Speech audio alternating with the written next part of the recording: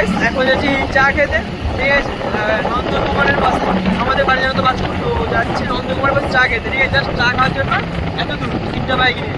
তো চলো রাস্তায় দেখাচ্ছি, ঠিক আছে, এখানে একটা বাইক, ওখানে আর পেছনে একটা নিচ দিয়ে আসছে একটা, তো 3টা বাইকে আসছি আমরা 8 জন। তো চলো যাই রাস্তায় দেখাচ্ছি।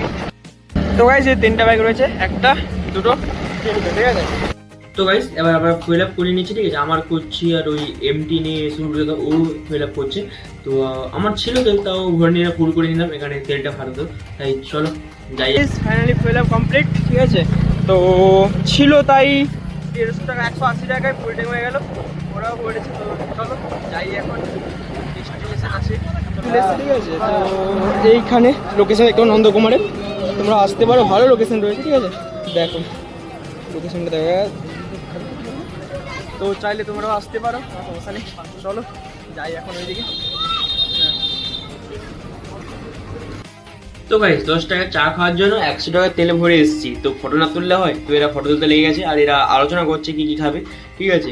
তো চলো দেখো, আর এই মেনু কার্ড হাতে নিয়ে নিয়েছে, নিয়ে দেখছি কি খাবে, ঠিক আছে। তো লাস্টে দেখো কি খাওয়াচ্ছি, দেখাচ্ছি তোমাদের, ঠিক আছে। দেখো তো এরা টেনশন আছে, আমরা এখানে বসে আছি। তো ফার্স্ট চা এলো, চাটা দেখো, চাটা জাস্ট অসাধারণ ছিল, কিছু বলার নয়, ঠিক আছে। তো এর উপরে থাকবে পকোড়া, বলতে পকোড়াও চলে আসলো, তো দেখো।